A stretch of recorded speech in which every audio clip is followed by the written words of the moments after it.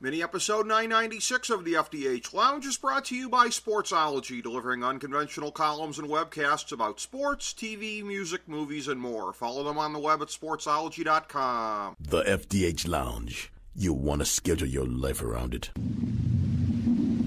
A long time ago, on a gloomy, wet Cleveland spring night, two men stand alone amidst the late-night drizzle. Their voices echo across the vacant station parking lot as they debate the merits of the great American radio show that have been missing for far too long. On that night, an idea was born. That idea became the FDH Lounge.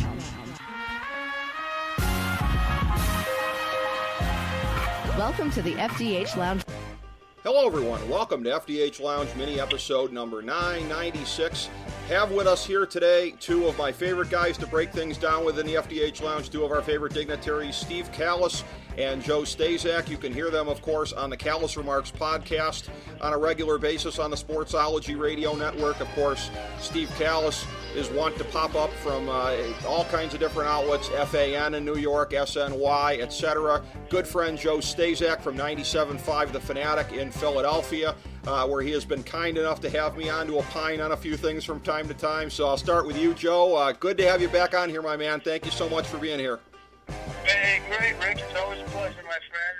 Of course, as I said before, thanks for coming on and your turn on what goes on in Cleveland.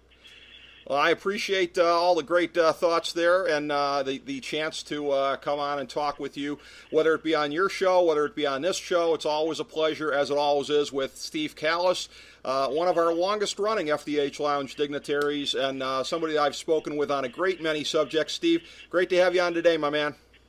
Yeah, it's wonderful to be with both of you guys. I'm really looking forward to it. All right, we are breaking down today the 2018 Stanley Cup Finals, of course, and that between Washington and Las Vegas, a very novel matchup, one that we certainly wouldn't have expected at the beginning of the season, or perhaps all throughout the season. And I had made the joke, of course, when the finals came up that, oh my God, there's a team you would never think would make it to the finals. And let's not forget Las Vegas doing it in their first year as well.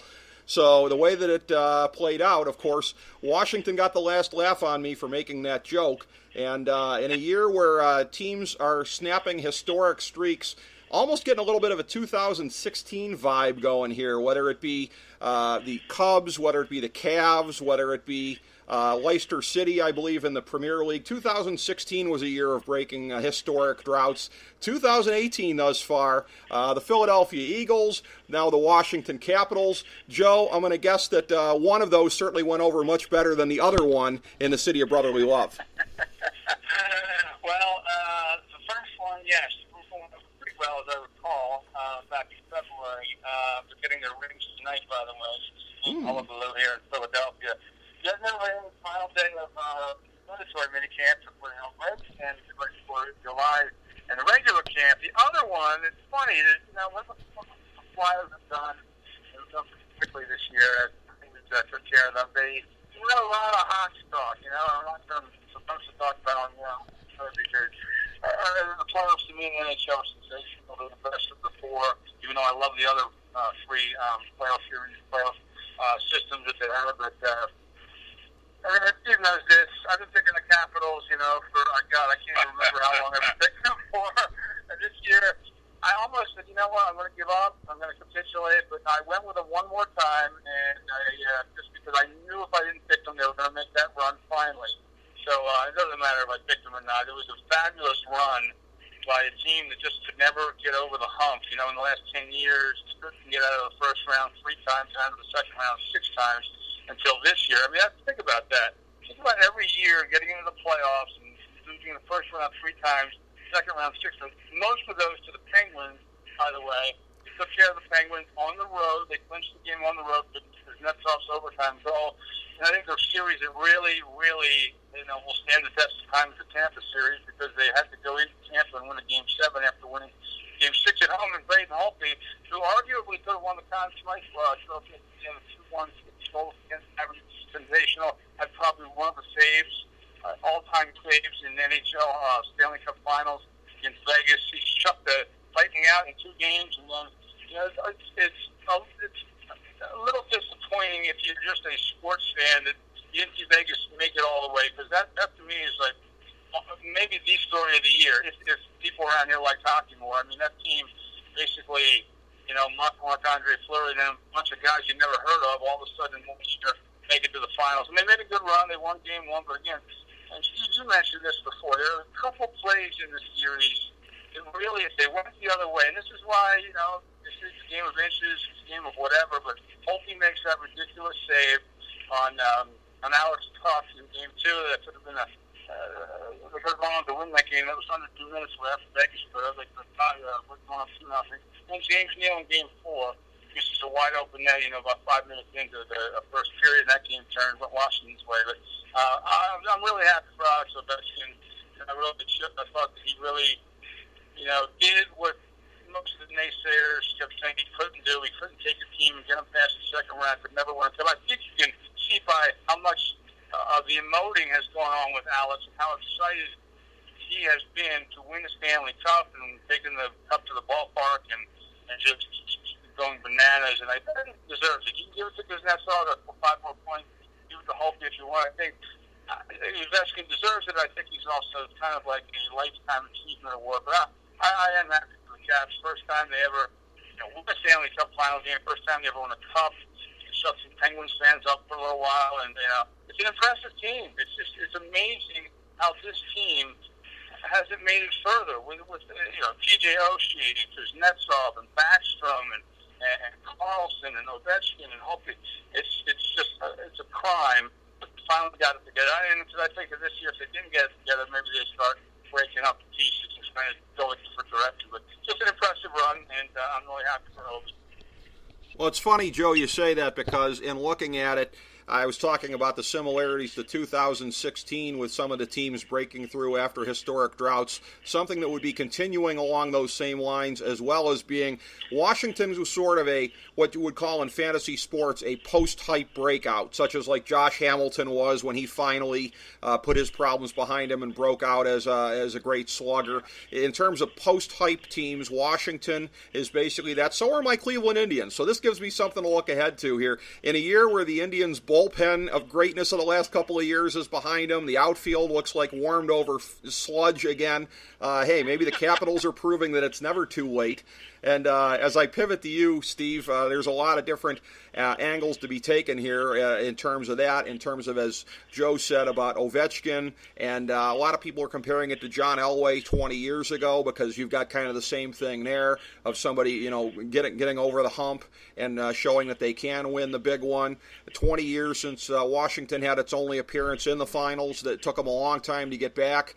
And ultimately on a team that had been on, again, as Joe said, a long run of futility before getting back and playing a Vegas team that, again, you look at Fleury and a bunch of guys who you never would have believed would have had breakout years who did that, versus on the other side, Ovechkin, some of the other great offensive players, John Carlson, who I said going into the series he had a chance to make his reputation as potentially the best defensive player in the league, and Braden Holtby in net, who, again, you talk about post-hype. That was not a regular season to write home about, but he was big. He was Braden Holtby when he needed to be. So a lot of different angles there, Steve. Chew over the ones you find most interesting. Well, I thought Ovechkin has been the best player in hockey for like 10 years. I mean, I know everybody else is a Sidney Crosby guy. Joe and I are Ovechkin guys. And I was interested to see Barry Melrose after the championship was won, after the cup was won, where he said, well, the best player in the NHL finally won a cup. And I've never heard Barry Melrose say that before.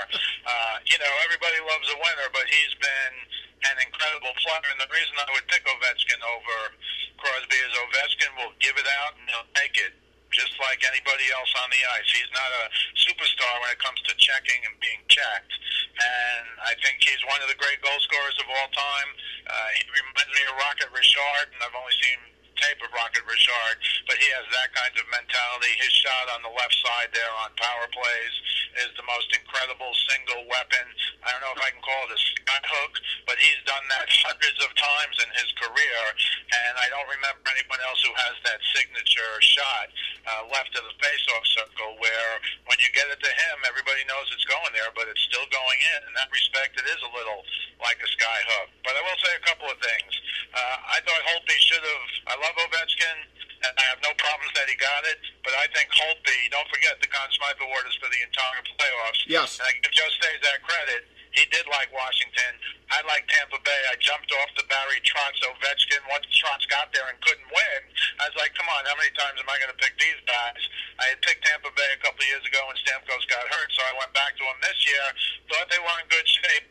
But who shut out Tampa Bay Game 6 and Game 7? Holtby. And don't forget, Holtby didn't even start the playoffs. He was in there for the first 2 games. And what, Barry Trotz is a genius now? He puts the guy in? Because Holtby has always been a pretty good playoff and a great regular season goalie. I agree with you, Rick. He did not have the best regular season. But still, this guy, and Joe and I talked about it here, we can see this goalie, Holtby, winning the cup. And he finally did. But again, I don't want to get anything away from Ovechkin, but, could stand off. Because that's off. That's off. Gesundheit. More points, more assists. Yeah, the better plus minus. I'm not saying he should have gotten it because Ovechkin, as you know, at the end of the day, he's the goal scorer, and that's how you win games. You score goals. But personally, I would have given it to Holtby, who also had the best goal against average of any goalie in a playoff. The 2 plays Joe mentioned, it's rare to me that you can define a Stanley Cup Final in 2 plays, but I agree. Capitals are up 3-2. In Game 2, they lost the first game, and Holtby makes this incredible. He was to his left, and the puck came all the way to his right on Alex Tuck's stick, and somehow, I still don't know how he did it. I watched it 5 times yesterday. He gets over and just gets his stick down and his blocker over there and somehow blocked that shot. If they tie it up there and Vegas is already up 1-0 and Vegas is at home, you never know what's going to happen, but certainly the momentum would have shifted to Vegas. And then in Game 4, as Joe said, with about 4:30 left in the game, now James Neal, he was one of my favorites with the Penguins. He was one of those guys you need to win a Stanley Cup, and he's a Cup winner with Pittsburgh, and he was a 30-goal scorer. He had 25 goals this year for Vegas, and I still don't know how it happened because Holtby not only was on the other side of the net, he was a little out of the crease past the far goalpost, and James Neal literally had a 4-foot by 6-foot open net, and he hit the far post where Holtby was. I mean, it was just so weird. It wasn't a bouncy puck. He was able to catch, stop it and lay it down, and boy, and especially James Neal, who I won't call him a sniper, but he scored some big-time goals in his career. Those 2, and that was at the beginning of Game 4. If it goes in, they're up 1-0. Again, they lost 6-2, so you never know what's going to happen. In fact, James Neal came back to score later in the game, but it obviously wasn't enough. So I agree with you guys. I give Vegas a lot of credit. I will say, because I know a little bit about these expansion teams going back to the late 60s when they went from 6 to 12 teams. The 6 expansion teams were in their own conference. So every year, an expansion team made the Cup Finals. You can't compare that to what these guys did because they were incredible, but I will also say the draft that they got, Joe and I talked about this before the draft, Marc-Andre Fleury was available because the Penguins are going with Matt Murray, and they should. He's like 23, 24 years old. But Fleury is a multiple Stanley Cup winning goalie, and if you get him, you always have a chance. But you're right, they had some guys you didn't even know, Carlson, you didn't even know that they were going to have career years, but they did. And a solid guy like James Neal. So they've got 2 guys from the Penguins with cup-winning experience who played really well this year. So I give them a lot of credit as well.